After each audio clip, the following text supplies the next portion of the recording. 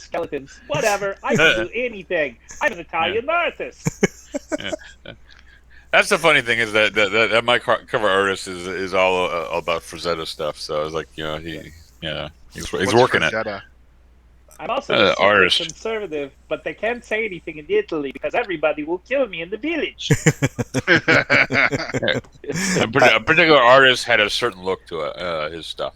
I love your Italian accent. That's fantastic, Nick. It's just Dr. Nick from The Simpsons. But whenever I read his emails, I read Tommaso's voice and everything, because like his English is getting better, but it used to be like, I can prescribe anything. I'm a doctor, baby. You need booze. So if the gulags come for you and they throw you in an internment camp and they never let you write again, Nick, you and Jason, at least Jason has a career as a comedian after today when he did that ad off the cuff. Yeah. I'm waiting for the ShamWow to come out. I'm telling you. But wait, there's more. There's more. Yeah. All you have to do is pay for the shipping. Didn't the ShamWow guy get busted with like 2 chicks and a bunch of blow or something? Or... Yeah, but you know what? If you're gonna go, that's a good way to go. Yeah. No, I mean my he didn't God. die. It was the other guy who died. Oh yeah. But Well, the if you're gonna ShamWow get guy seemed to if be you're gonna get following his nabbed, steps. Get nabbed with 2 chicks and blow. Yeah. No. Jeez, Rothman. Where are you? Where in the Hasidim is that acknowledged? Oh no, that's like one of those far off sects. Yeah. Like, Yeah. Rabbi, is it wrong if I get busted with 2 chicks and blow? Well, one has to ask themselves, Yeah. 2 or 3? Because rabbis always ask questions. Yeah.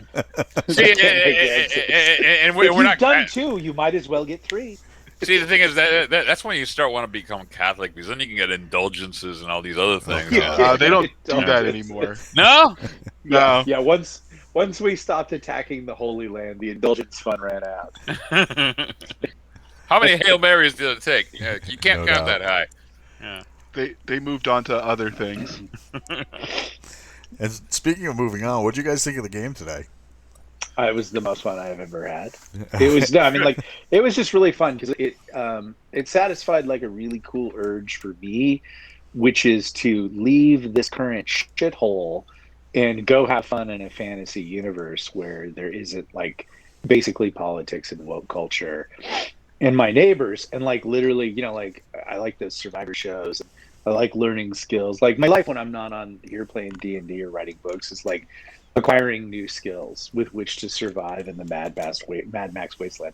So like this felt like that today, but I also love D&D. So that's okay. So that's me just gushing how much I love this. And you know, it was a coherent game and there were rules and dice meant things. So that was enjoyable. I was fairly sure you weren't going to turn us into a mutant pineapple at any point. No, that's next game. Yeah. No ants or bread. You're not loaves of bread. Pineapple and an ant, and you worship Horus, and you're gay, and wolves have sex with you. What'd you think, JR? I had fun. I wasn't sure what to expect. So what system were we actually rolling with? Was that actually D&D skinned over, or were you using something else? No, that's and actually in on one of my other screens, I actually have the author of that book that I'm kind of talking with on the other side. Guy's name is Pete Spahn, and you guys were playing Operation White Box, which is 0 edition D&D, skinned for World War II, and then on top of that, myself, one of my business partners, Dominic Sumner, and then Mike Lafferty put together something called White Box Black Ops, and the first edition was the Ranger edition, which kind of had rules for specialists and stuff like that. So it's where all the guns, like modern guns, are and whatnot, and how to do different things. So those sheets have direct like ports from many of the different books. So when you turn to that second page, and you guys were checking out, you had the rules for your special abilities and stuff. That's where they came from. All right. Is the I know a guy going to be in the official game? The I Know a Guy is actually from. If you look behind me, there's that like bluish cover. So that's Shadows on Starlight. It's the game that we ran on Monday is called White Star, and that's by a And I guy. did awesome. You did do awesome. I got So a modest. Everyone says so. I got a lot of email from about you wrecking stuff and then turning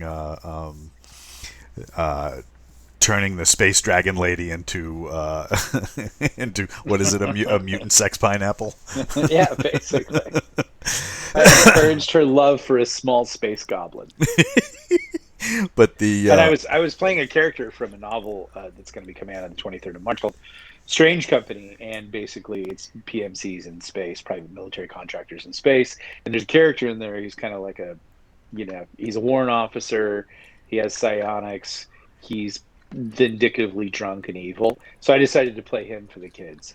And then today, Podium sent me the MP3 files. So I was trying to do his voice, and it was very like reggae man, and then I listened to Christopher Ryan Grant, who did Forgotten Ruin, who everybody's enjoying right now, and I also got him to do Strange Company. Nice. And his stink eye voice, I had to like call Nicole out to the garage. I'm like, Nicole, you have to listen to this, and we were just out there dying laughing because it's so voodoo witch doctor. Yes. Yeah, which is stink eye. So I'll let you guys listen to that. But man, I was happy. Anyways, I was great the other day. Did I mention that? That was great. You might have mentioned it, but yeah. So Did I mention how humble, so great I was? modest. The I Know So a humble, Guy so modest. is from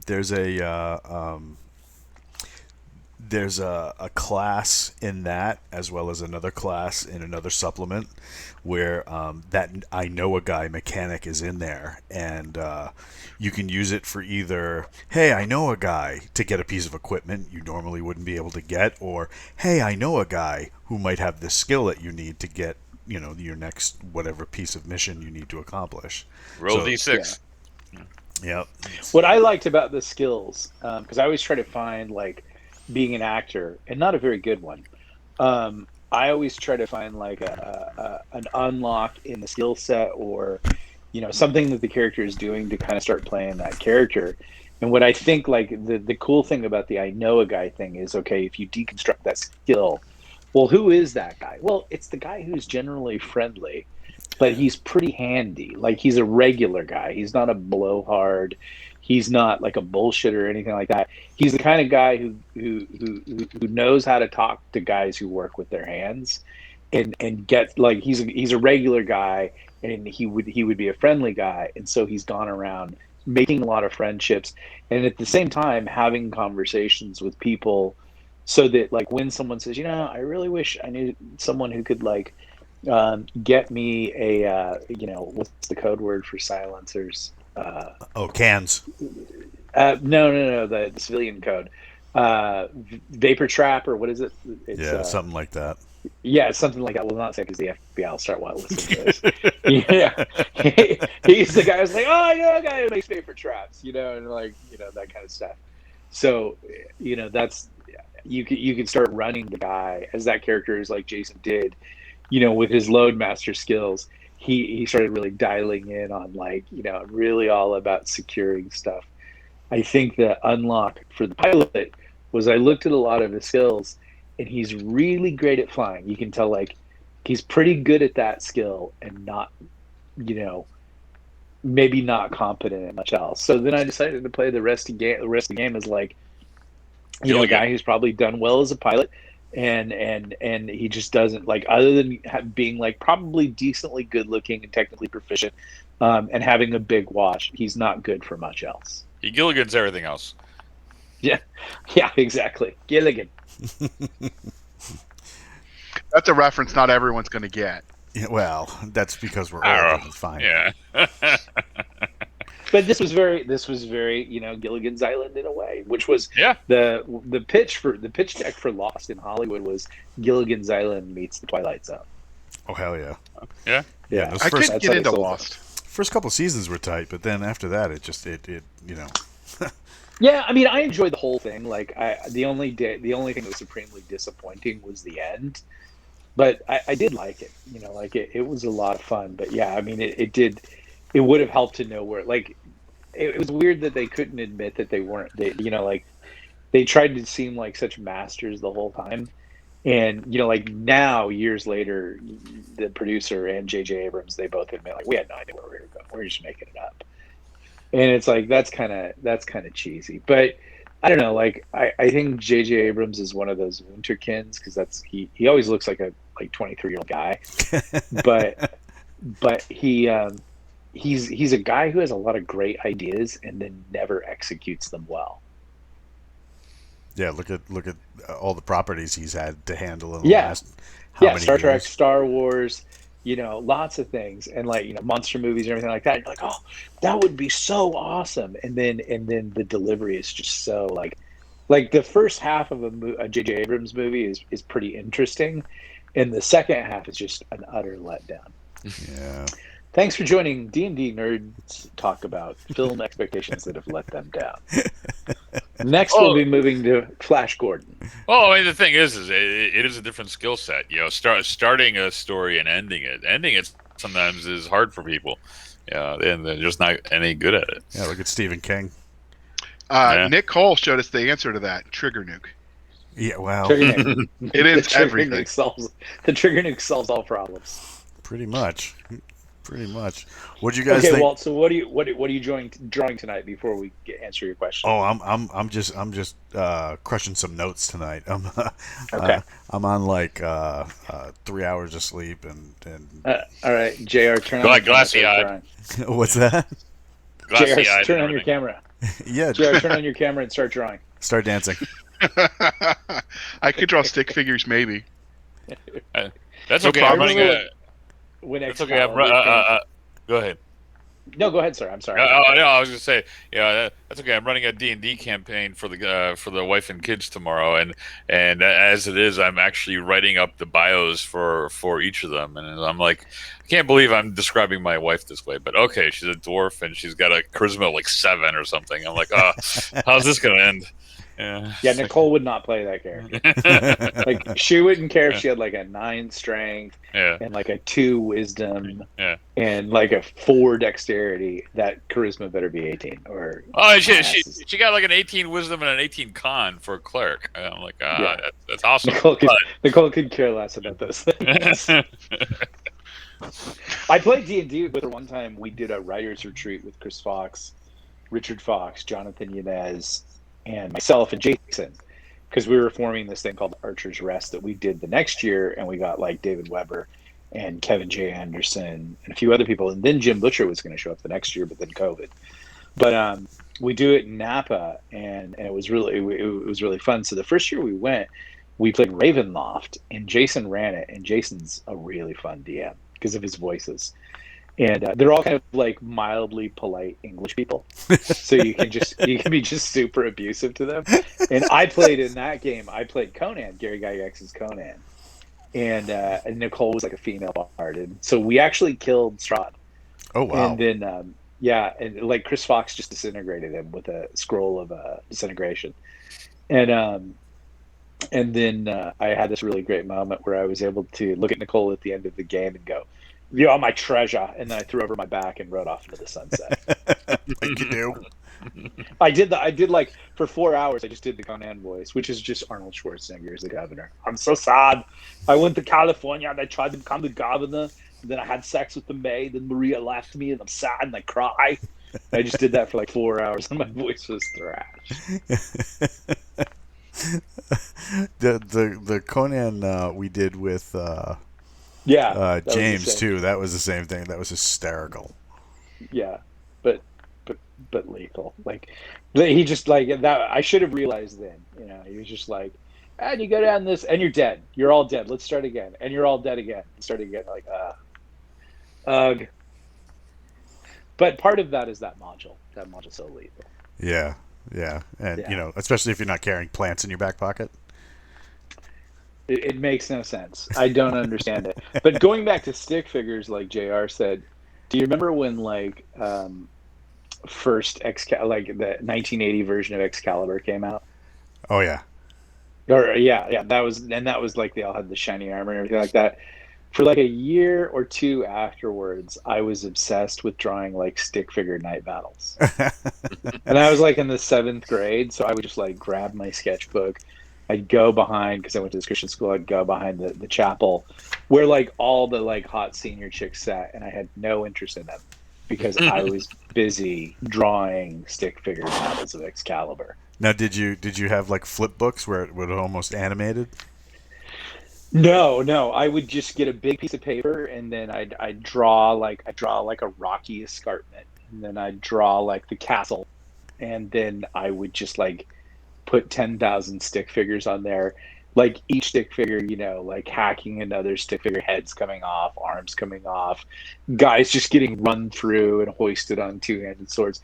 And I would like, and then I kind of eventually, as my skills progressed, I would draw in the shield on the other hand, and I'm a horrible artist, but I just got upset. Like it was like, when I think back about it, like it was lit. Like it was a full on, Helm's Deep, these wars. It was crazy. Then I added bows and arrows, but it was all stick figure, and it was just really. And I know that stick figure had sort of this mid 2000s kind of renaissance, like let's all make stick figures and like that. This was before, and this is a weird statement. This is before stick figures were cool. And it surprises no one to tell you that I don't remember 1980 because I wasn't there. Yeah. You missed it. It was good times. The funny thing is, B-52s, punk. Come on. there are only three things that I'm good at drawing. A beholder. I can do beholders really well for some reason. I don't know why. Clouds. For some reason, I can do clouds. And then mazes. If I ever want to draw a maze, like how do you find your way? Draw a maze, no problem. It's just right angles. So I've never actually seen a cloud. No, drawn cloud. Oh yeah, that's easy. Or a real one. Oh, yeah. Let me guess, the color blindness. Yeah. It actually got me in a lot of trouble when infantry. Because they like colorblind people in the infantry. I can see booby traps because I see textures better than anybody. No, they don't. They let me in. They were throwing people out left and right. You couldn't see the 89 on the little bubble thing. They were like, out. Maybe that's because you enlisted with Hannibal. I was there when it mattered. All right? They let me in. Oh, my God. Did you have a picket fence, or did you have like a 1-2, Do you know what I mean? What are you talking about? Well, when you go into MEPS, you get like all these scores on your physical attributes. And for infantry, you're supposed to have a picket fence, which is 1-1-1-1-1-1-1. Oh, they did everything by computers. Oh, well, this was back in the day of punch cards. I didn't see anything they wrote. All I know is that they were a little bit nicer than they should have been on what the scale said. This is how long ago I was in the Army.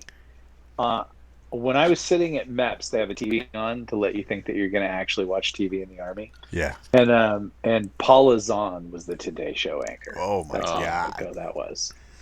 That's like before Katie Couric. Paula Zahn was like, they were. JR's probably going, who? Yeah, that's what I was just thinking. So I know when I got to boot camp, I was like, holy crap, we got a fat body. And then it was like white on rice. So I got to be a road guard for all 13 weeks. Oh, wow. And I could run that formation. Oh, he was probably OSUT, though. Yeah, OSUT. Okay. So, yeah, he probably did his basic and infantry all straight through. Yep. Oh, I see. Okay. Well, the Army is now a strange thing that I don't understand. Oh, it's already changed since that. I mean, it's a whole new ball game. But hey, dudes can get nail polish. I'm going to get out of writing military stuff and write like Detective Cat cozies. So at least you've got clear nail polish now, so you're good. Yeah. So when are you officially old enough to shake your fist at the sky and yell at people to get off your damn lawn? I'm already doing that. What are you talking about? Yeah, I'm there. I'm there. Yeah. I'm just asking for myself. Is it too soon? I just let the dog out. After that. Send an alligator after them. Hell yeah. Okay, so we played some D&D today. You were going to ask us a question, Walt, about what did you guys think of the town and the fact that there's like this weird truce, not so much truce, but like the people who should be there messing up the town don't do it because they're afraid that these rangers might come back. So first, let's address the elephant in the room. The original chaotic murder hobo himself, Jameson Ward. That seems to be his style of play, which is ironic because he would never put up with that as a DM. Was he intentionally trying to be that crusty old jerk as his character? Was that really what he asked for? Because if that was it, he played it well. I think that's his play style. Yeah, I think that's just his play style. Yeah. He just it was an interesting moment. He I don't know what, he seems to want to go off the rails a lot. Yeah. You know, in like not having like, I go do this, I go do that. You know, like, okay, you're overextending, you know, and no blah blah blah. So I was just kind of waiting for him to get in over his head and then solve that problem. So I think he's got one play style. I mean, from what I've seen so far, it's murder hobo, chaotic. It's fun to watch, funny to watch, I should say, but until it gets the rest of the crew killed, you know. But one of my buddies was watching the show live, and he was saying, and now we have war crimes.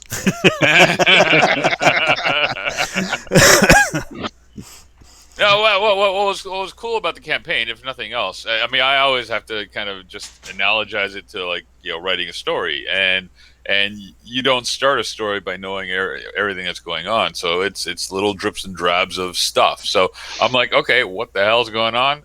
Okay, I'm getting little peeks at the narration, and it's good. It's the way it's supposed to be. I've read the book, so I had to keep my mouth shut.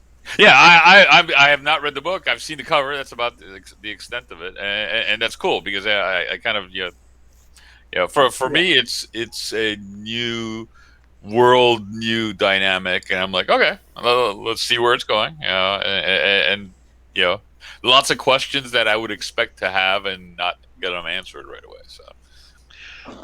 So at least when I failed my piloting roles, I had Captain Powers right there next to me.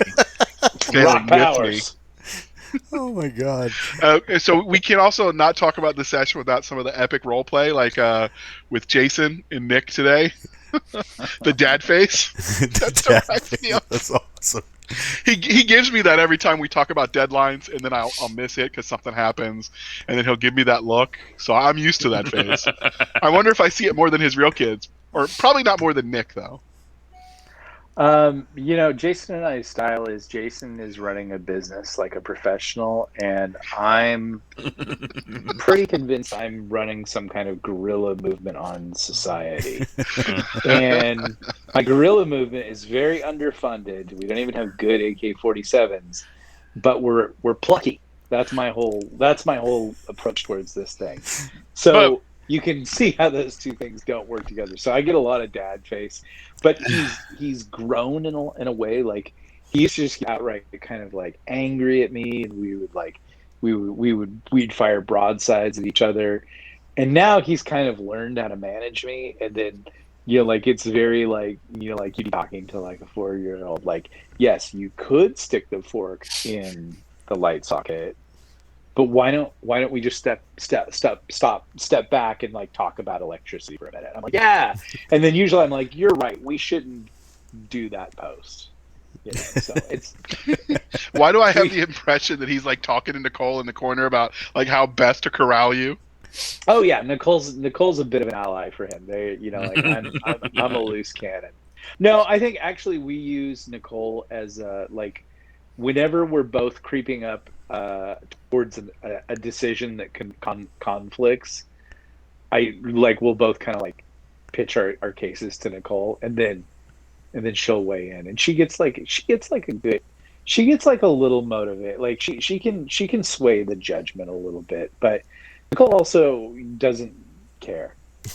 No, she cares. She's very caring, but no, like actually we don't. Jason and I don't conflict much. We're because we also know our areas too. Like I like usually with business or whatever, I just whatever you want to do. You're the, Jason's really good at running the business side and stuff like that, and he realizes like what kind of writer I am, and so like usually when I do things, there's an instinct and there's a reason for it, and he gets that, and then we kind of go with it. And I know he's a great writer, so we don't have a lot of Yeah. problems. Like at first it was a little rough, like you'd have little like things, but now like it's just a well-oiled machine. And we even had Well, like a weird Hollywood meeting today, and like we're just like I texted him before this call, and we were both just like completely on the same sheet of music. well, the thing is, you start off not knowing 100% of each other. I mean, you've got a vibe, but you don't know until you've run the gamut a couple times, and then Yeah, you start to trust each other. Yeah. It's like getting married and thinking like it'll be a great marriage as long as we never fight. Oh, yeah. And Well, yeah. yeah, and the truth is you're going to fight in a Yeah. marriage, and that actually tells you whether you have a great marriage or not. Yeah. And Jason and I do, but we also have the same ethical and moral beliefs. So that's not a problem. Like, I'm not a flaming liberal, and Jason's not like a hardcore right winger. I can almost guarantee you that when those two people work together, it is not going to work. It's probably not going to work with liberals either, and it could not work with conservatives either. But like, it helps to have some kind of the same kind of belief system. And we also, like, before we started, we had like a contract where we said we signed it and everything like that. It's legal. We'd never sue each other. We'd always mediate. And then we just also have a personal philosophy that says, if there's any disagreement, we get it settled before we like even go to sleep. Right on. That So- has nothing to do with D&D. It's all good. Yeah, but you guys have the same goals either way. So some of the guys, speaking of goals, some of the guys in the chat, going back to your earlier comment, Nick. Sometimes, let me go real quick. Yeah. Sometimes we have the same goals. Jason's goal is to make a financially healthy company. Right. My goal Chaos Actual. My goal is to do two things: get a Ferrari and burn down society. See, and that's the thing that drives me crazy. Because I think I'm still shocked that Facebook hasn't killed you for. I mean, I've been killed a couple times. Yeah. Put into stockade for a while, several times, just for completely nonsensical things. But you swear. I never swear. Right. Yeah, well, but I've never been caught for the swearing. It was always something just completely backwards. Like it'll be as stupid as it's using the wrong word, and it's never the swear word. It's like one time I posted a joke, because some guy on eBay was selling something, and he had his toes in the picture, and I was like, oh, that's great. The shotgun looks pretty interesting, but there's no way I would go buy it if, with that guy's gnarly toes in the picture. I don't know what he's done with it, and boom, instantly. Two things. You fight with people online. I never fight. I never. No, fight that's with true. anybody. That's true. That is true. I just say I throw my Molotov cocktail, and I don't pick up my phone for a long time. I go do other stuff. I just say like really like crazy stuff, like we should do this thing, and then I walk away. See, and then I let everybody. But you fight. Yeah, and then there's another thing too. You're friends with a lot of lefty people. I am not friends with them. And I'm also not friends with writers. Like if I'm a friend with a writer, it's because I know them and I respect them and they're cool, even if they don't agree with me. But if they don't agree with me, I'm still very cautious with left writers and mainstream writers, because those people report you left and right, and that's the fastest way to get canceled. Yeah, no, and I agree. you have the whole trade pub crowd in your feed, and though I can guarantee you, whenever you're getting canceled or shadow banned or 30-day banned, it's those dudes who are doing it. Yeah, I've never gone up to 30-day. I've gotten myself a week once. That's about it. But keep trying. I believe in you. Oh well, I mean the thing is, it's now gotten to the point. I mean, I've got like 12,000 people following me, plus the maxed out friend thing. There's no even if I wanted to argue, there's no way I can keep up. So I'm just like, what I love about your feed is your fascination with ISIS. Like you love posting these pictures of like these boobastic girls. Yeah, it's and insane you're like, though. And why are these? Yeah, I know, but message received. We've got it. But you're just like every time you're always perpetually amazed. I'm like, it's ISIS, man. I know. I'm the funny thing is they're all from like Nigeria and Ghana and stuff like that. It's just sure. I just don't understand. Who falls for this shit? I mean, there's nobody who would fall for that kind of crap. there's two things. There's a sucker born every minute, and there's Yeah. no fool like an old fool.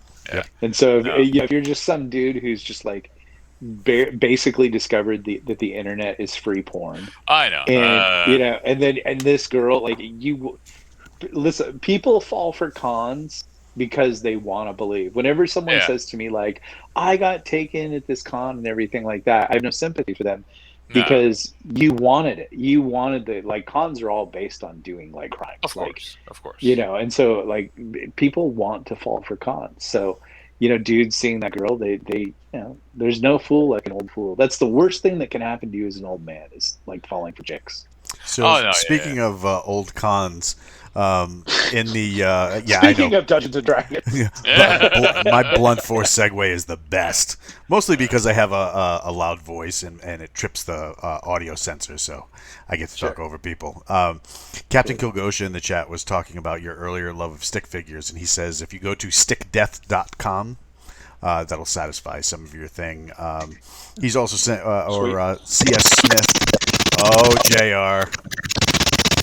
I'm going to have to do it. Yep. Yeah. Had to mute you because you're using that weird microphone. So C.S. Smith, 1510, also saying that the fact that we went to basic training with punch cards, we're old. And then later on, he said, you guys should just take it easy on our esteemed murder hobo. Just allow him to do something stupid, and then right at the end, whack him, and make his character like Kenny on South Park. Yeah, exactly. And he'll come back. He'll be like, and this is like the last time you killed him. He's like, and this is his brother Tim. Like he just charged right back in. So, like, yeah, that's no, but we don't take it easy on anybody. But yeah, I think, James, you are a nice person, Walt, but I don't think you'll hesitate to whack a character for stupid actions. And he was, he was cruising toward that line. For sure. Yeah. And going back to the being old army, the other day I bought an ammo can, a 5.56 ammo can, because I learned from my good friend J.L. Bourne that you can stick your cell phone in there and they can't track the signal. Right. And I even tested it, confirmed you can't do it. You can't track the signal. But I opened up that ammo can and it was basic training. Like, the smell of it came right out. I was like, oh my gosh, this smells just like Army. And I haven't smelled that. Because Army does have that smell. Army has that smell, and I made Nicole stick her face in it. She enjoyed that. I like to spoil her, and she's like, it smells like dust and old. And I'm all like, no, basic training. Yep. Yeah, and I had been out of the military for 10 years, and my wife decided to join the Army. And I was like, oh, I better get back in too, because you can't get weird by myself. So I walked into the locker room, and that smell of like Army, I was just like, oh my god, it's everywhere. Some things about the Army never change. I like that putting purpose of going to war, maintaining sex life. It didn't work. So it didn't work. They're like, okay, you're going to be over here, and you're going to be 300 kilometers over there. Well, I was going to say, isn't there almost a guarantee that you guys aren't going to be stationed in the same place? Correct. You can be in the same overall unit. You just can't be under the same command structure. Right. So, like, we could be in the same company. We couldn't be in the same platoon. But at least you had a chance. It was funny because we had an incident with a loudmouth Iraqi officer who was being stupid. And I said to my boss one day, I said, hey, are we going to be rolling by X base at any point soon? And he was like, I could be convinced. He's like, why? I'm like, I got a jacket, dude. He goes, I don't know what that means, but I want to see it. I'm like, all right, let's go do this. So it was, but I mean, that's the thing too, because like, going back to the game today, you guys, there's that implied thing that's in the Forgotten Ruin stories that, yes, you guys are on a mission. Yes, you guys have your orders, so forth and so on. But technically, there's no command structure above the top dog to enforce that. So how do you play that at the table? How does that play out in the story?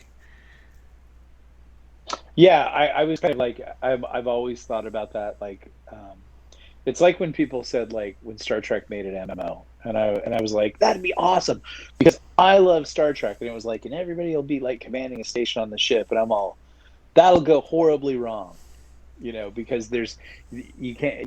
It's very hard to play military games because most characters or most players don't understand military structure, and you don't want one guy sitting there ordering everybody what to do. Yeah. So because I was the O3, I tried to do my thing and then open it up.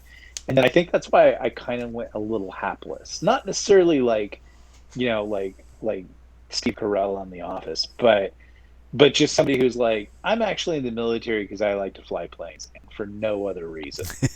you know, which is why a lot of guys actually go in the military to fly planes. Like that, they want to learn how to fly planes because they're gay for flying planes, and then they're gonna go become commercial pilots.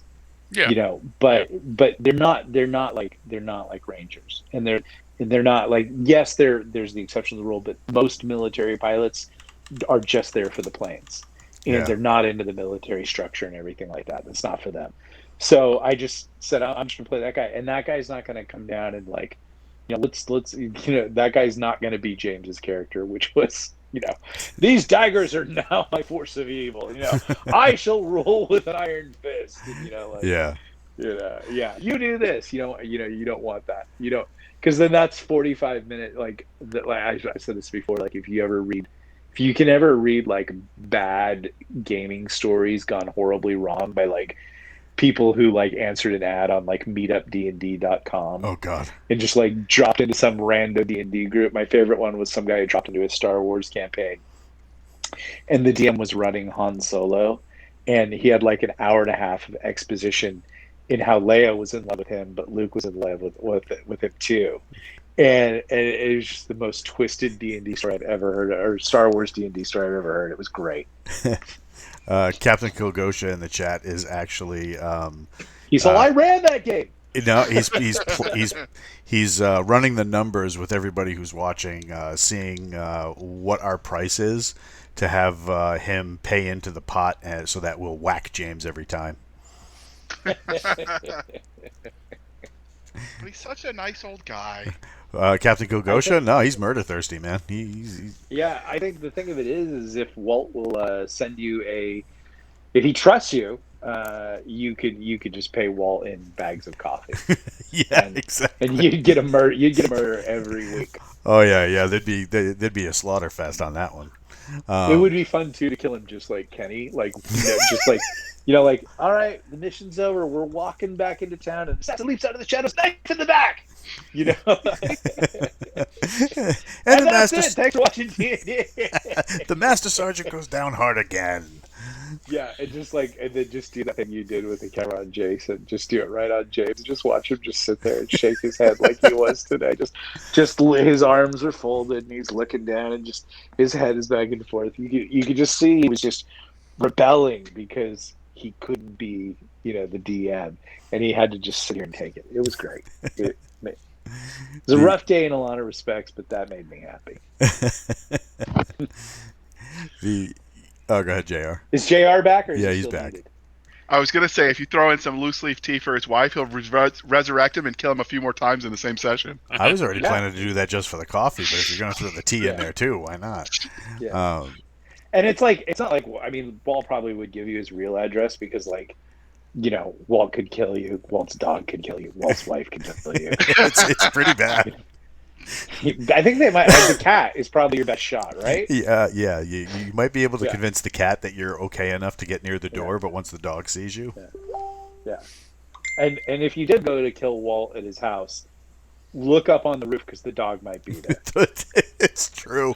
Although he tried it the other day because of but with the snow, he was like, "This is crap."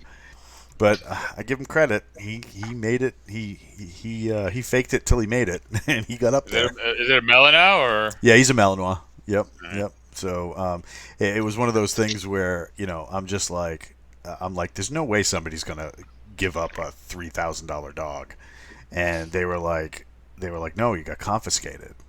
I said, well, how did he get confiscated? And they're like, well, the owner was neglecting him, so they would just pin him into the backyard with one of those like screw in the ground little like pivot things for your lanyard or your lead for your dog. And what he was doing was he was smart enough to know that if you walked around in a circle and tightened the leash, it would unscrew the thing from the ground, and then he was jumping over the 8.5-foot security wall they had around the property. So after the third time, the dog officer found him out in the street, like, "Hey, bro, what's up?" They were like, "No, we're taking the dog for everybody's own good." Yeah, Elvis isn't going to do that for me. His new thing is he saw a rabbit when we were going for our walk, and now he's hopping everywhere. I swear the dog doesn't know he's a frickin' dog.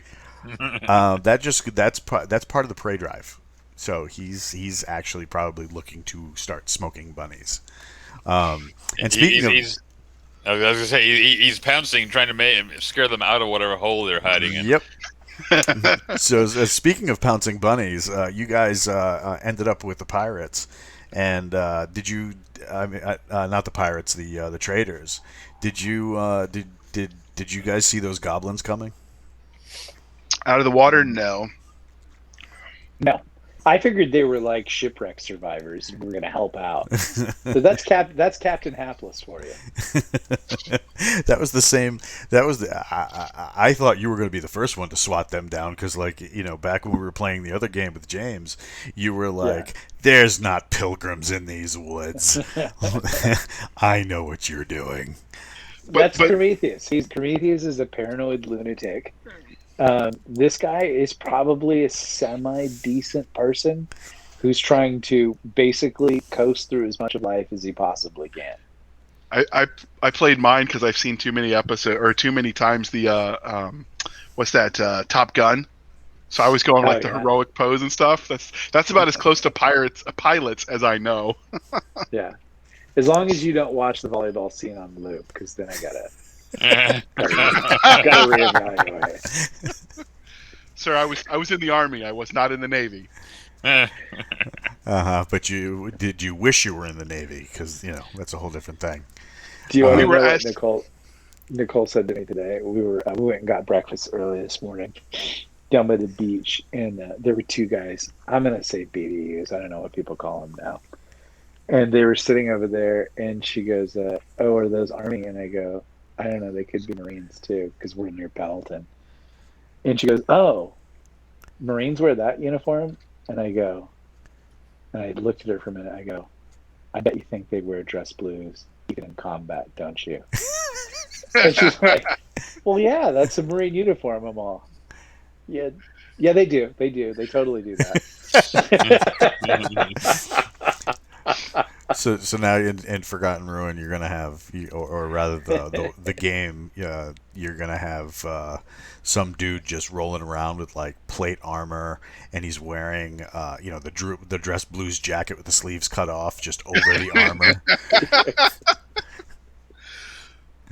Yes. That's like a Spencer's 1989 poster. The Marine with the ripped off dress blues and the big biceps. Oh God. And then you guys got to that settlement town out where everybody was landing and taking their trade goods from sea to shore. What did you guys think of or what were you guys thinking when you guys hit the beach on that?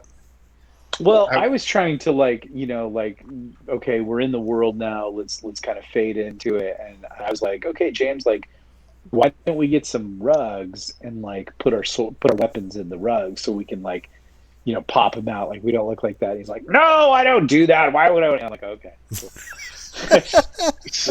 So that's why I was like smiling and nodding, because I was afraid if we started talking, the watch thing would go off and give us away, like you said. So I was trying to do like that nonverbal, and Nick's over there like, that guy, he's a retard. Don't listen to him. Hit it one too many times in the head. So what I'm interested in is you've apprised us that we should roll up characters, first level or what? Yep, first level. Okay. So And so how is this mechanic going to happen, or how are we going to become these characters? I'm going to guess that we're going to have to adapt to some native capabilities like druid or whatever. well, do you want me to spoil it? I mean, Yeah. he wrote the book, so I think he kind of knows how it's going to work. Well, No, like I don't think. I mean, well, I mean, the characters in the book, like one, and I mean their changes are more genetic. Like, well, I don't know. Like, yeah, I mean, yeah, I think they kind of it gets revealed to him. Like the SF operator turns out to be a cleric, and the linguist turns out to be a psionics user. And then the ground force commander turns out to be a weretiger, which was So- freaking awesome when I read that for the first time, because I mean you saw it coming, because Yeah. he's sick but he's powering through, and he was doing Yeah. he was doing a thing where you're just like, he's living on standing up by sheer will alone, Yeah. and then like all of a sudden when when things got really really crazy, it was like the shirt busts off and this dude just starts popping claws. Surprise, losers! Weretiger. I was like, oh my god, that is fantastic. The coolest Yeah, that- cat in the whole book, though, has to be Private Kennedy. Kennedy's cool. Oh, that's right. And he becomes a wizard. He figures out his inner wizard. I liked his kind of moment of embracing becoming a wizard, where he there's this giant, like the Rangers are fighting on top of this. They call it Sniper Hill. It's Ranger Alamo, and they're pretty sure they're going to die. And this giant comes up the side of it, supported by orc archers, and they're like, they're out of ammo. Their 240s dry, and they're just fighting for their lives inside this pit. And they'd taken out a high value target, and so that target was a sorcerer who was like doing basically ranged communication warfare on them, and he had a dragon headed staff, and so it kind of occurs to the only guy who's really like, I'm sure there are rangers in the detachment who played D&D. This guy lives D&D. This guy is the kind of guy who joined the Ranger Battalion to see if he could call of duty for the high score, but Don't like judge. the Rangers don't like him. Like you can tell, like the first, he's just not one of the tribe. But he gets the staff, and he just suddenly realizes, like, I can do magic, and basically nukes the giant with the fireball. And so that he's kind of a fun character. I'm working on book 2 right now. We're working on book 2 right now. It's kind of fun to develop him. And now the SF operator in the second book, he finally figured out. Well, he doesn't even know. But he actually turned undead for the first time in this like really badass firefight, and he's basically between mag swaps when a wraith charges him, and he just sticks out his C-clamp hand and basically damns the thing. I'm like, that's awesome. Hell yeah. So I maybe we should, like, the audience, like, we maybe did not explain the concept of Forgotten Ruin, or whatever, what we're doing with this sort of new iteration of the show. And yes, we will go back to Crimson Hawk and having James Ward run, but next month, at the beginning of next month on March 1st, Galaxy's Edge, which sponsors the podcast, is launching a new novel called Forgotten Ruin, and that's a new genre called Wargate. And basically, simply put, the concept is taking a modern military unit and putting it in a fantasy setting like Tolkien or John Carter's Mars, or whatever fantasy setting you want to come up with. And those are the two elements. And then there's a third element which got referenced in the game today, which is called the perpetual taco machine, which is a Walt actually came up with that term when we put it in the novel. But a perpetual taco machine is a forge a nanoforge. It can make you anything you want. It could make you a nuclear weapon. It could make you an M4. It could make you a SCAR. It could make you grenades. It could make you a Carl Gustav. It could make you a Devil's Brew IPA. It could make you coffee. It basically draws from resources, molecular resources around, and then it manufactures the item that you need. Usually these items probably are not big, but they can be complex. But if you say, oh, make me a C-130, well, it's going to need to assemble that. It's going to need tools and technicians. And so that's where the line gets really fuzzy. If you're a science nerd, or let's say a science professional, like Mr. Rothman, don't question it. The taco machine is just there for fun to keep the military unit supplied inside a fantasy universe, so that they can kill hordes of orcs with light machine guns.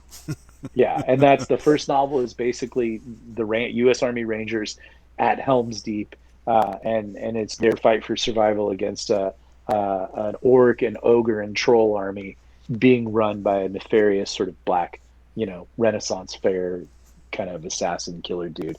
And that book comes out on March 1st. It's called Forgotten Ruin. I think Walt was showing the cover there. Yep. And so what we decided is the concept was always like, what if we put Rangers inside D&D? And so we were building the channel to kind of like play D&D and talk about these kind of novels. And we thought, well, why don't we play a D&D game based on this? And so what Walt has done is he's taken a modern military unit, in this case an Air Force crew, and he's put them in a fantasy setting. And so what happens in that fantasy setting is the characters are having to deal with a new world, they're having to explore it and things like that. But also, what you find out in the novel, like we were just talking about, is that the nanoplague, which the whole premise is the world was undergoing a nanoplague and machinery was breaking down and monsters were being created. So the U.S. government said, hey, let's send everybody 5 years into the future and see if we can avoid the effects of the plague and restart government. And in Forgotten Ruin, that goes horribly awry and they end up in a D&D world at a significant time in the future. So those are basically the premises: modern military unit, perpetual taco machine, fantasy setting.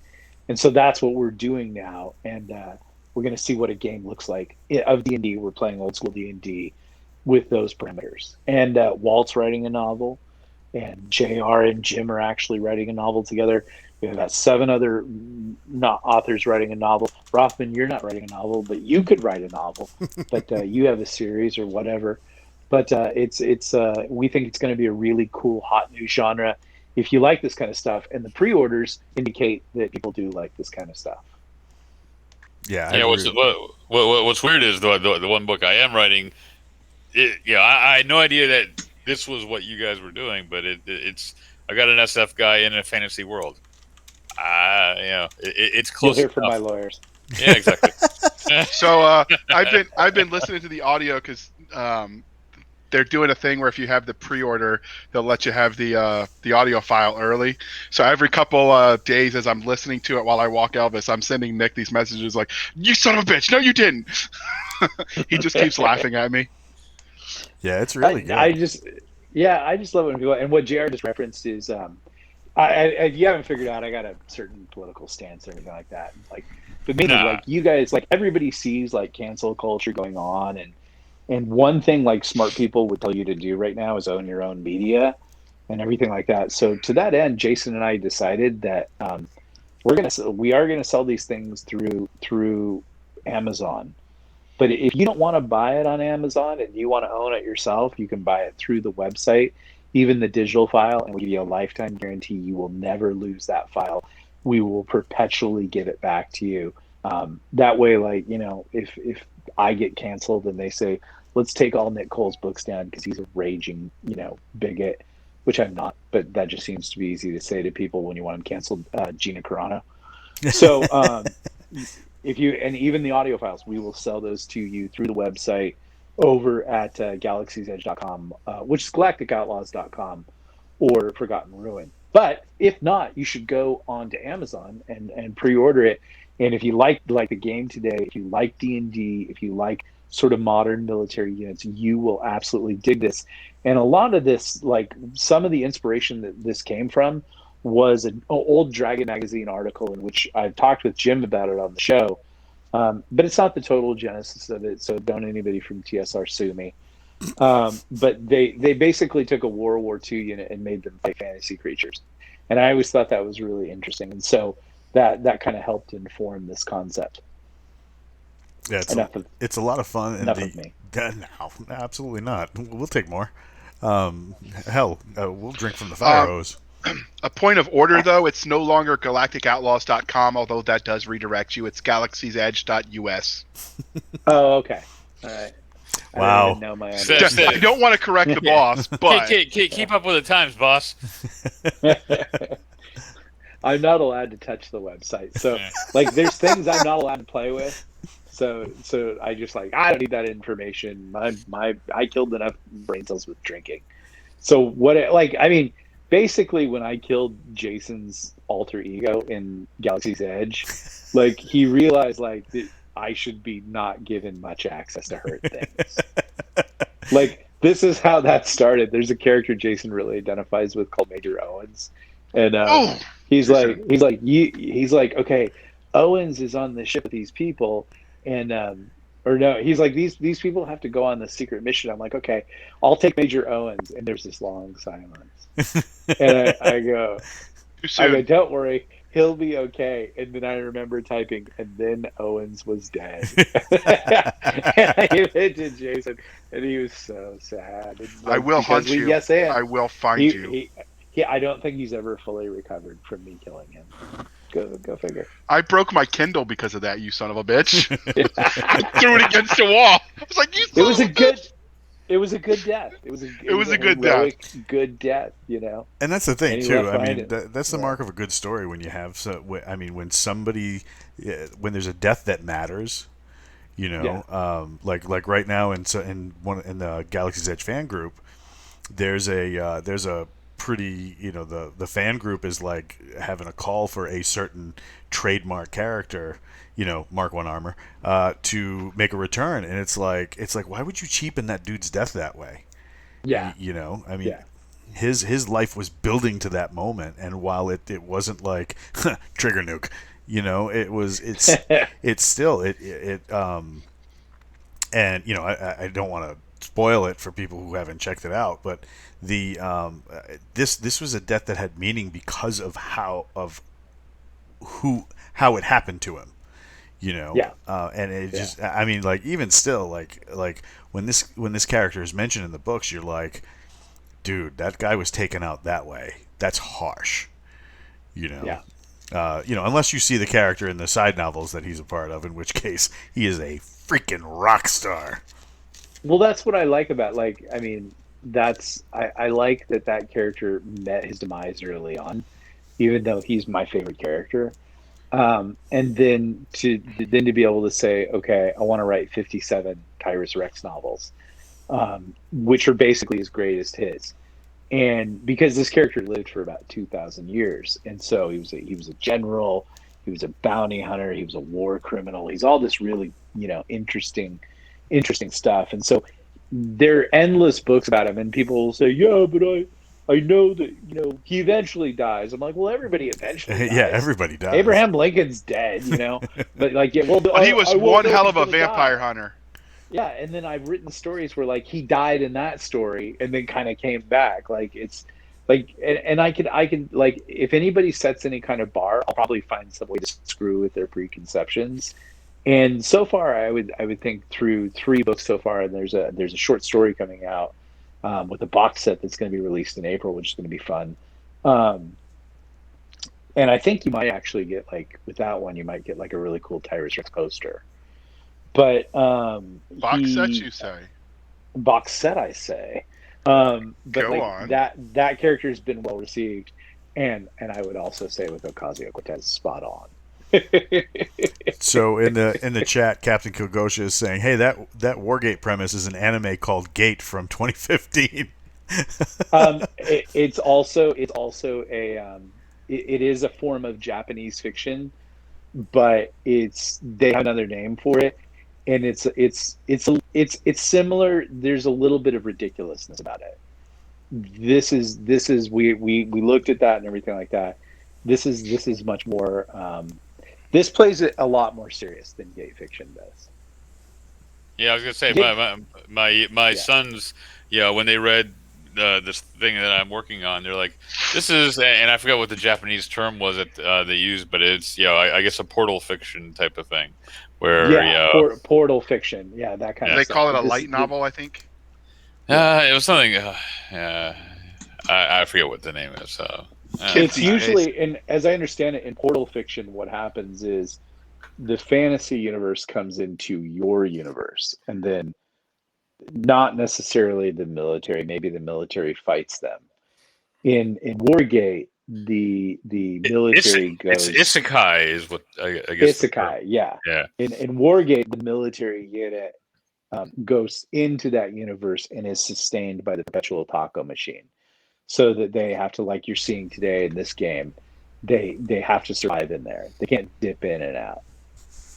Yeah, like strictly speaking, like a lot of lit RPG is a form of isekai, which is all about you're in our world and you go into another world that knowingly, you're playing a game. It's virtual reality. It's a whatever, and you're in another world playing a fantasy role, and that's the story, Yeah. Now, So I just want you to know, Lit Nick, RPG is yes, sir.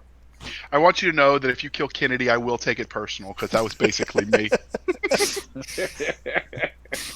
All right, note to self: kill Kennedy tomorrow. Tomorrow. Tomorrow, Kennedy must die. No, I think if any character is going to become a villain, it's probably Kennedy. What?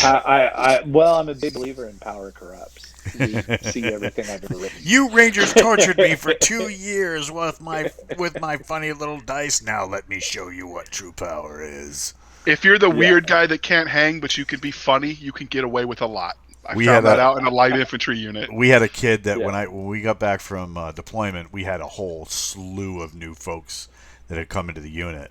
So we picked them up, and we had a couple months off, and not off, but like a couple months where we could take things easy, and then we had we started ramping things up again. We go down to Fort Indian Town Gap.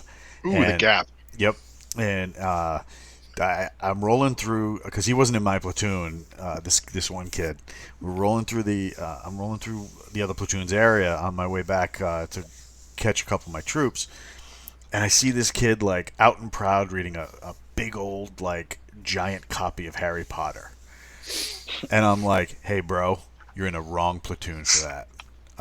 You need to put like a book cover over that, paper bag it. I said, go digital, do something. He's like, I think I'll be okay, Sergeant. I'm like, rock on with your bad self. So later on, one of the guys comes up and he goes, hey, Big Sarge, did you see Harry Palmer? I'm like, what? Wait, who? He goes, new kid, kind of dorky, glasses. He was reading the Harry Potter books. I was like, I saw him earlier. I said, Harry Palmer? He goes, there are two things that kid is probably into. Those gay little like Pokemon cards or something like that, and the only other toy that God gave him. I was like, oh Wow. my God. He goes, if you see him, can you kick him my way? I'm like, how bad's it going to be for him? He goes, oh, I'll make a man out of him. I'm like, yeah. Yeah, it did not go well for that kid. He failed out of the army like really fast. Yikes! See that when you're that weird guy, you've just got to be too damn stubborn to quit. See, that's the secret to life. Just too damn stubborn to quit. Yeah. Fall 7, get up 8. Yep. Yeah, he fell 4 and dropped back to 3. It was very tragic for that kid. Yeah, I actually the Kennedy is based almost verbatim on a guy. I'm not that. His name was Kennedy. He was in the 3rd of the 47th Infantry with me. Nice. He was half Korean, half American. He wore those glasses. He was that guy. I played D&D with him one time at NTC. So that's I won't kill him for you, Jr. I'll make sure nothing bad ever happens to He Thank just you. turns very evil, right? him. I mean, Yeah. I could live with that. I just turned one of the Rangers undead. That was fun. Oh, I haven't gotten that chapter yet. No, So that's. I got to drop like 3 or 4 chapters on you, but yeah, that this guy Ooh. now is undead. I still don't understand entirely what the whole psionics thing is. You've mentioned it. I've seen it talked about it throughout this time we've been gaming. But what the hell is it? How is that different than just magic? I Um, think have Walt, because Walt is the game master, the dungeon master, and hey now. his lore is deep. I would tell you a stupid answer, but Walt, give us the game answer. I'll give you the simplest way it was described to me once, where it makes a lot more sense than trying to go into some weird metaphysical thing. So if you look at magic, any kind of magic, it boils down to power source, right? So a wizard draws power from the external world, either by siphoning it, channeling it, whatever. He is just the conduit where the energy comes from nature He has or external reagents as well. right. When Yep. you're doing So magic. his formulas allow and spells allow him to channel like the power of lightning through his body. Right? Now you got a cleric whose power source is divine. He is once again the conduit, but the power source is now the divine entity he serves. So the magic is pushed through him, and the power source once again is not nature. It is or the the laws of the universe. It's the God itself, right? So psionics, the power source is the person, right? So you're the battery. The idea is wizards are based off of ancient and medieval folklore, as well as like fantasy literature. The whole cleric thing is based straight out of every religion you can get your hands on, parting the Red Sea, sticks to snakes, all that stuff, right?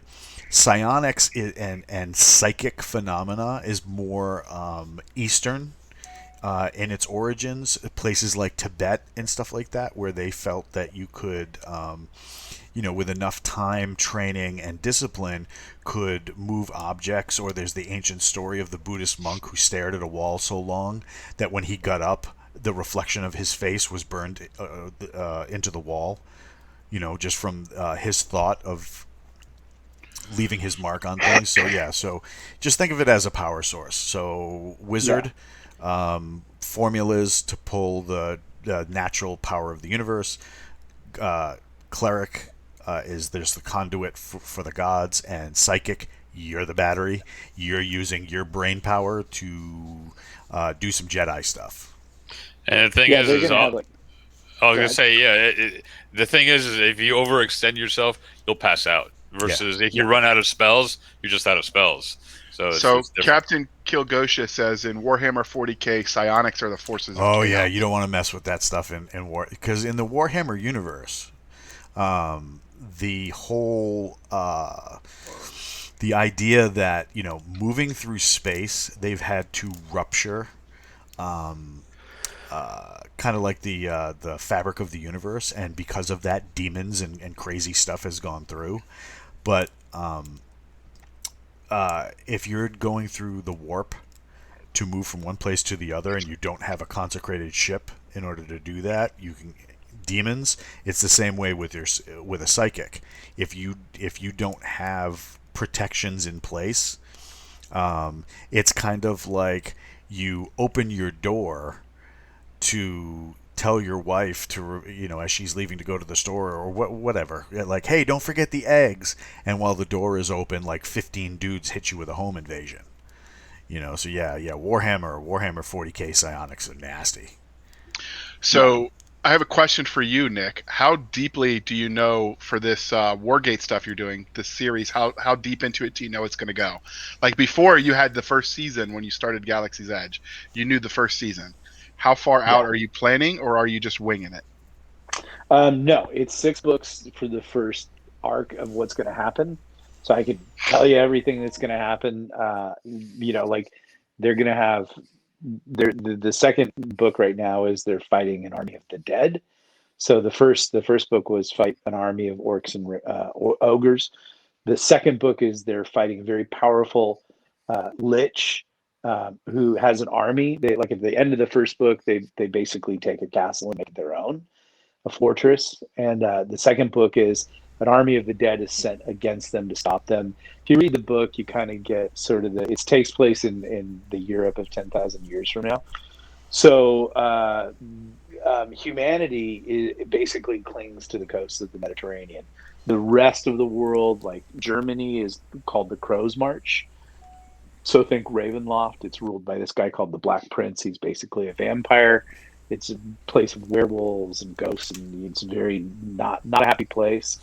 Turkey and the Black Sea no longer exists.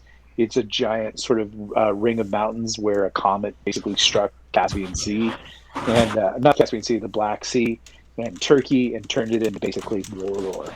And that's called Umnoth now. And there's a weird kind of otherworldly being that lives there called the Nether Sorcerer. So think Sauron. But the biggest threat is Egypt. And in Egypt, there's a race of lizard people called the Sar.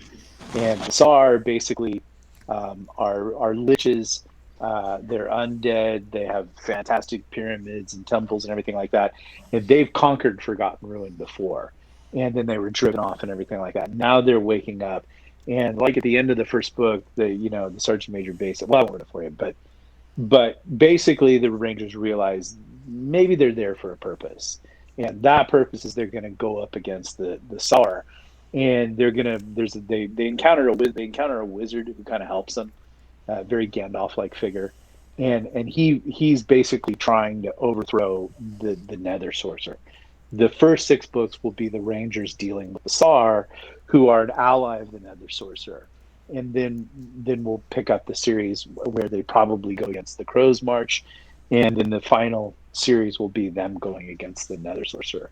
We'll see how that kind of mutates and what goes there. But yeah, I always try to when I write things, I always try to know where they're going to end. And then the fun is just getting on the roller coaster and connecting the 2 dots.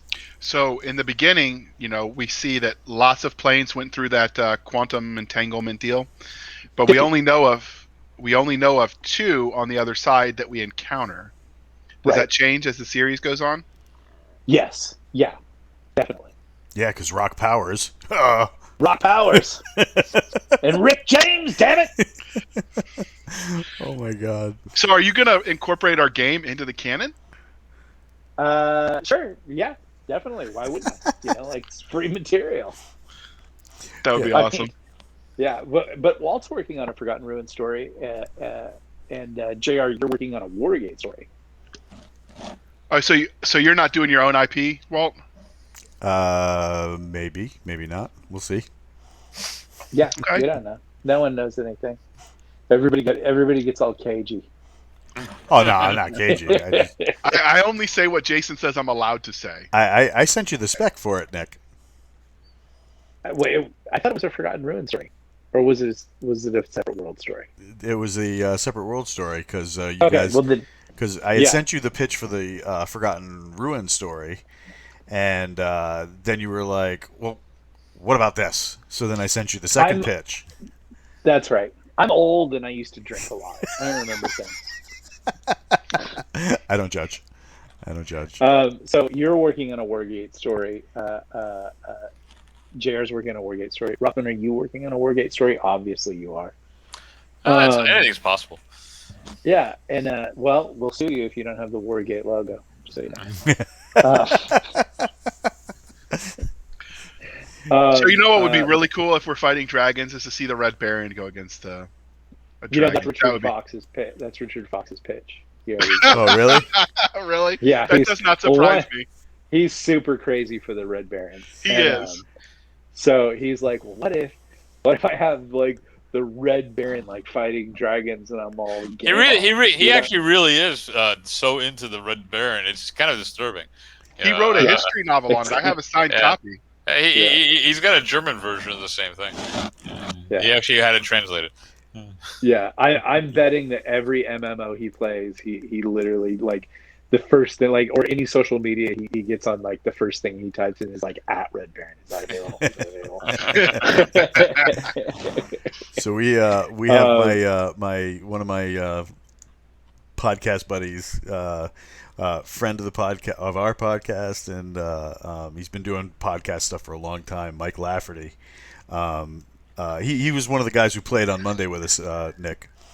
And, I love that guy. Yeah, not love, but wow, he does have a really nice goatee. Yeah. He wrote God, had to be 10 years Why does ago that now? name strike me as so familiar? Well, you know, he does claim to be the Midwest salsa dance champion in the Husky Caucasian division. So that could be it. That's got to be it. But yeah, he wrote this thing called Kaiser's Gate, which started out as Wizards and Wise Guys, which was like Harry Dresden meets like the Untouchables. Dude, And nobody bought it. And he was like, well, what if we? And then he did this. He had the guy who's doing the art for the Galaxy's Edge role-playing game, John Gibbons. He's like, hey, do me a favor. I need a piece of art that says like Lord of the Rings stuff set in World War One. And he did like the Red Baron fighting a dragon on the cover. And that's awesome. Yeah, they called it Kaiser's Gate. I remember him talking about that. Yeah, they're doing an updated edition for Savage Worlds. But yeah, it's good stuff. Yeah. So that's where we're at. That's what we're doing. This, it could totally be part. Like we stayed away from North America and the Caribbean. So if this is what the ruin looks like, or it's a shard or whatever you want to call it, we're open to creation. I think it'll be fun. Unless Forgotten Ruin comes out and just falls on its ass and everybody's like, Wargate sucks, let's go read some harem. Let's go read Harry Potter again. I love Harry Potter. No Harry Potter harem. Just so you know, it can't be it can't have the Red Baron and be World War I-esque without a Vickers gun. Right. Because those are awesome. I want one. I prefer the Maxim gun. Yeah, nobody's perfect. So where do you guys you in the game? You guys have heard when you guys hit the beach, you got to head for the teeth, and it could be somewhere up in Boston based on the drawing. What are some of the things you guys think you could be encountering along the way? Well, I mean, lots of Arabic overtones, so maybe a genie or two. What else you got? Camel. No camels. Kebabs. Camel kebabs are delicious.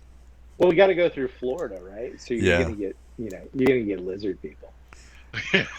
Florida man. Florida. See, this all started when that stupid guy in Florida had the depleted uranium in the back of his car. Yep. It was inevitable. Yeah, that caused the whole breakdown. He started the nano plague. And I think here's what I think would be badass: Native American minotaurs. Oh my god, that's awesome. That'd be cool. I just want a Creole witch doctor. Native American. So is this in theory set a little far in the future? Like not that far, but still like let's say 50 years from now, or is there no real time in mind on this setting? So when they have the nano plague, that's like basically destroying the world, the U.S. government says, okay, let's build a quantum singularity tachyon gate. Science and you're just throwing buzzwords together and blending them up. Yeah. Yes. Yeah. He inverts the polarity of his dilithium crystals. Yeah, that's right. But what's going to be funny is like in a year when all the elites are like, we are going forward through a quantum singularity tachyon gate. I will call up and laugh at Rothman because I'm like, see? He'll probably be going with them. They're like, we need super brains to go with us. And Nicole. I'll be all sad in the past. Because she'll go and leave me. So the quantum singularity tachyon gate. was only set for them to go 2 to 5 years in the future. There is no return trip, but they do get a safety signal in the sort of envelope collapse window that lets you know that they made it. And so they think everybody's going 2 to 5 years in the future to reestablish government. And what happens is this particular Ranger detachment ends up 10,000 years in the future. And everything is now full on D&D. But we know of 3 other C-130s, JR, but you're not that far along in the novel. How far are you? I'm on chapter 40. They haven't gone into the tomb yet, right? They have. That's why I was messaging you. I was like, your dragon sounded a lot like a beholder. Oh, okay. So did you catch where they ran into the ODA team, the remains of them? I missed that. I'll have to go back and listen. Okay. So there was a group of Navy SEALs that went through first, because of course they're SEALs and their agent arranged that for them. Good publicist. And a book deal. Yeah, they got a good post and a book deal. And but I thought Rangers lead the way. They do, but SEALs are publicity whores. That's true. So they took out Bin Laden, so. Did they really? Yeah, well, did they really? Heavy belief. Yeah. He's on an island somewhere. Hey, let Nick talk, please. Go ahead. So the SEALs go 20 years. They get there 20 years early, and they kind of have some problems. But then later they discover that a Special Forces A team may have been on scene 9,000 to 8,000 years ago, and kind of got involved in Northern Europe and stuff like that. So really, what Walt is running could have taken place at any point in those 10,000 years. Okay, that's cool. I mean, because I'm just thinking, going back to the question that Walt had asked about what do you expect to see. Like, I can easily imagine, especially if there were enough, centuries or even millennia that have elapsed, you can imagine sometime or another there was huge wars. Everyone went into underground shelters, lived there for generations, and out come a bunch of dwarves because they don't need to be tall. So I'm predicting dwarves. But the nanoplague actually changed humanity. There's a whole backstory. It's called the Book of Skelos. I've actually written a significant portion of it that explains how the nanoplague actually changed people into monsters. But to give you an example, it was a very vindictive young programmer who was a savant, and she had a lot of issues and a lot of problems, and she wanted the world to stop being as awful as it was. And she felt that D&D was a very simple thing, and she had a love interest and blah, blah, blah. So she basically rewrote everybody's DNA. And overnight, like right now from tonight, people started getting sick, started becoming trolls, becoming ogres, and she'd programmed in all this data of who she wanted affected and why she wanted them affected that way. So the nano plague, which is still active, more or less, in its early virulency days, was actually changing people into dwarves. Right. Science, Robin.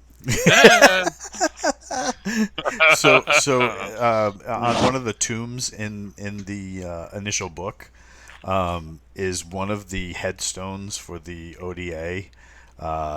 Does it say "I'm Rick James, bitch"? I'm Rick James, damn it! It should. It should. What is the epitaph? But I mean the cool thing is you could 10,000 years is a lot of time. The world has been hit by severe meteor strikes, which is spoiler how they got the Nether Sorcerer. It wasn't maybe a meteor strike; it was maybe something else. And so the world has changed, and so it doesn't necessarily need to be North America. We've already discovered that Florida isn't connected anymore, so that's interesting.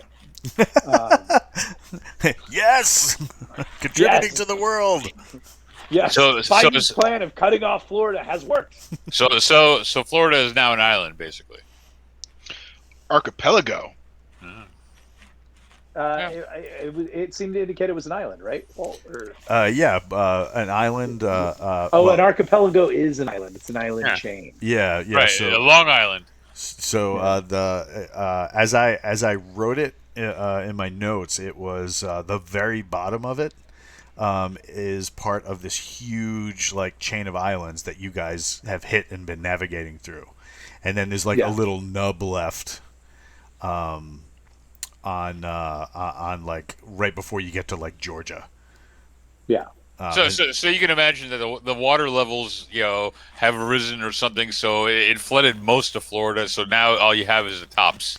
Yeah, There's all the prior garbage dumps are the ones that the only things you see left. Yeah, there's reasons for it. That why I did it that way, and as you get closer to some of the places, as you move inland, or well, it depends if you stay along the coast or not. If you stay along the coast, you'll get certain pieces of information, and if you go inland, you'll get certain pieces of information. So it depends on exactly which way you go. Yeah. And how much of a role will the murder hobo play on what we're allowed to do? Which murder hobo? I'm seeing war crimes in the future. Hey, are we talking about James Warden murder hobo or? Yeah, first thing we do, meet indigenous people, let's steal their shit and try to kill them. Yeah, that's how you win friends. Yeah, it was interesting, and that, like I said earlier, I had somebody who was watching, and he pinged my phone, and he's like, yes, 10 minutes in, and we have war crimes. I'm like, oh, great. It ain't murder hobo unless you have war crimes. Oh, it's always funny to watch people play D&D with like no constraints of society. If you have no rules of engagement, what's a war crime? Yeah, exactly. Yeah. But just it's an interesting window into to see there was that Twilight Zone episode where they turn off the power, and they say that's what really happens to people. When you read about blackouts that have affected major portions of the United States, you actually, and I think we even saw it this summer, you actually see what happens when law enforcement backs off and people kind of realize they can do anything they want. Well, what do? They take a helicopter and try to drop a refrigerator on top of the Del Taco. They think that's funny. So D&D is like the ultimate sort of mental sandbox for you can do whatever you want. And it's amazing. There's the whole group think of sort of the socially conscious culture. The people that are way infinitely better than us and everything like that in every way, shape, or form, they encounter animals or creatures, and they really want to treat them with respect, and get in, make it the opposite of D&D. And then you remember the original purpose of D&D is kill stuff, take its treasure, get experience points. And so there's a baseline of player that does that, but then there are other players who just do virgin war crimes or whatever. So it's kind of interesting to see how people play. I think it's definitely an indicator of empathy. So I think some people have way too much of it. I think some people have the right amount, and then some people like James Ward have zero empathy. I think that's. I would like to think that's he has zero empathy when the dice are involved. Yeah, I don't think he has any empathy. I think he's just very he's like, I know this thing isn't real. I'm gonna abuse it, and you've played with other people who it's like when they had that game Fable. Yes. And they gave you a dog. Yes. And then they killed the dog. The dog could die. And people were so upset about that they would save every 5 seconds because they never wanted the dog to die. I mean, can you blame them? But it's I know, but it's just digital memory. It's not actually a dog. Right. You take that back. Oh God. No, I understand the point you're coming from. I'm making the counterpoint. Yeah. Which is it's just digital memory. It's not a dog. But when you play, it really is a dog. You know what I mean? I was the guy that would turn evil because I kicked the chicken over and over again. But but you could always, this is the funny thing about that game, you could always get your goodness back by finding a church and donating a crap ton of money. Yeah. Suddenly you're not evil anymore. I remember when I played the first Knights of the Old Republic, and it was interesting the characters you bonded with. That you really dug. You dug the Mandalorian space mercenary, and you dug the Twilight chick, even though she was kind of a hassle. But there was like a young sort of like Caucasian, just average guy. I forget what his deal was. Maybe he was a pilot or whatever. But he was kind of a spoiled brat, and like when he kind of ran off and left, I was like, "Good, see ya." I always liked the murderous droid, Oh, the murderous droid! I would have done anything for him. HK-47. Yeah, exactly. I was just like, that's fantastic. I may have even based a character on him in a novel called Imperator. Which, by the way, that redone cover is just outstanding. Yeah, it's way better. The first cover was garbage, but now that we have the Murder Muppet on there, that's cool. The Murder Muppet. Jason always tries to go to me. He's like, he's not really a Muppet. He just appears that way to Gothfellas. And I'm all, no, he's a Muppet. He's like, no, he can take many forms. I'm all, yes, and the form he chooses to take is a Muppet all the time. He's a murder Muppet. Irmo. And then he makes that face. He makes the dad face where he's like really disappointed in me that the most evil creature in all of Galaxy's Edge is a Muppet.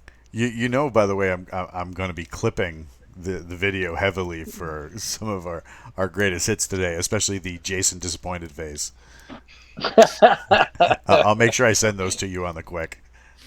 Yeah, well, you should just post them in the fan page. Oh yeah, the fan page. You could probably sell those and make some money, Nick. Yeah, just like anytime, like whenever you ask a question about RC Brain narrating, just post that. Hell yeah.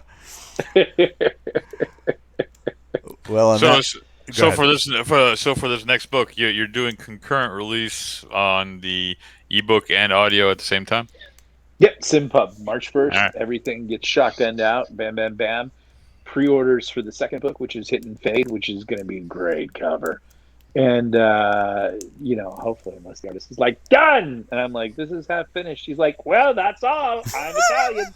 Time to eat pasta. I make love to women, not my wife. You have been sober too long. When we say we shotgun something, that doesn't mean what you just said. Say what? I said you've been sober too long. Yes. And as Nicole tells everybody, it's much better that he's sober now. I'm like, oh, okay, cool.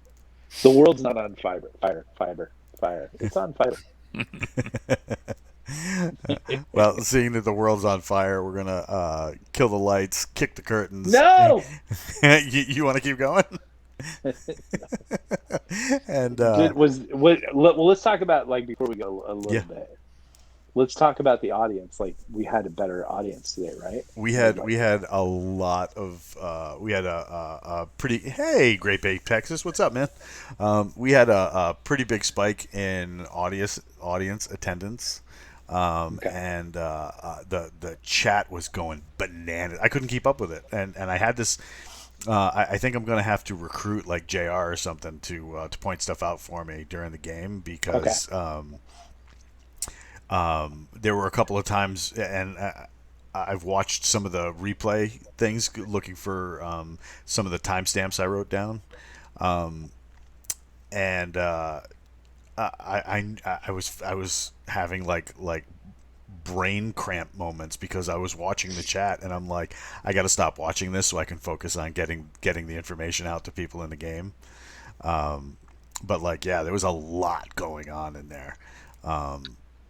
So yeah, it was fun. A lot of energy in there today. I mean, at some point in time, you're inevitably going to have someone who's kind of full-time monitoring that chat, and you're not going to be able to do both. Yeah, because we did get a question from CS Smith 1510. He wants to know if Michael got the modules from DriveThru. Yeah, I need to figure out how in the world I can say thank you to the guy, because it arrived in my email. Someone bought me something, which I'm like, that's so cool. But I'm like, how do I even say thank you? I have no idea how to tell the guy thank you. You just did. Nothing says nothing. All right. Nothing says thank you like the death of a childhood enemy. That's right. Childhood enemy. Yeah, everybody's got one. Hell Michael, yeah. make his dreams happen. Just post that dude's name in the. No, I'm just joking. Half joking. But definitely thank you. Did we have more viewers? Are we increasing? We were the last 2 weeks we were kind of on a decline. Okay. This week we went up. Okay, we got to pump up those numbers. Those are rookie numbers. I don't know where I've heard that before. It's weird. Yeah. Yeah. So I have a plan. So Okay. I have some things that we can do, and then once we push that out, we'll take a look and see where it goes. Does And your plan everybody in involve the chat. copious? Yeah, copious drugs. I was just say coffee, but drugs work. No drugs, no coffee. Sparky 6868. The Cylons had a plan too. Yeah, and that ended in Space Angels. We're not going there. Yeah. Yeah, but you had the red dress. Yeah. You did have the red dress. First 2 years, rock solid. Space Angels, you lost us.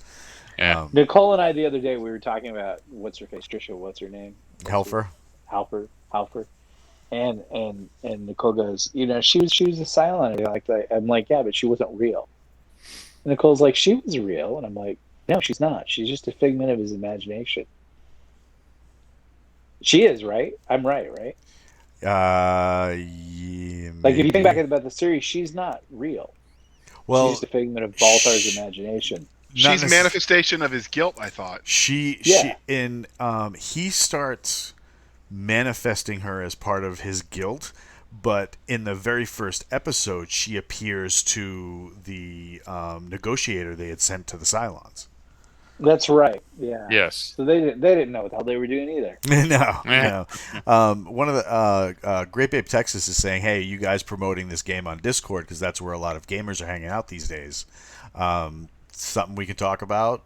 We're not adverse to it. I know you guys have very graciously pimped us up to over at the Frog God forums, and we have some conversations that have been started with some other streamers. So we're going to be getting the word out and getting even a more raucous chat going. So, but we appreciate everybody who's been coming out because you guys are like rock stars, man. I mean, you show up and you really make the game engaging and fun. And that's that for myself. That's almost the downside of being the DM is that my job was to watch the chat and watch the stream before I took over the big chair. And now somebody else is going to have to interact with that a little bit more than I am, which you win. You pay a little to reap a lot later. So, but we really appreciate everything you guys. You come out week after week, and it's a lot of the same faces, and to have that kind of dedication and listen to us roll some dice and have JR yell out, "All saving throws are magical, James." That's just brilliant. That's actually Nick's fault. He started it. And JR will take over at some point, and he'll run Rick James's Haunted Minotaur PX. Wait, can I do that? Yes, you can. The Minotaur of the Haunted PX by JR Handley. A Spec Force Shammer adventure. Oh my God, yes. You're avoiding motor pool duty to PMCS duty on Tuesday and decide to go to the PX. Roll to save. Something I don't know. 20% on that Trans Am. Man, dude, that's some good rates right there. On that note, we'll catch you next week where Sci-Fi Writers playing old school.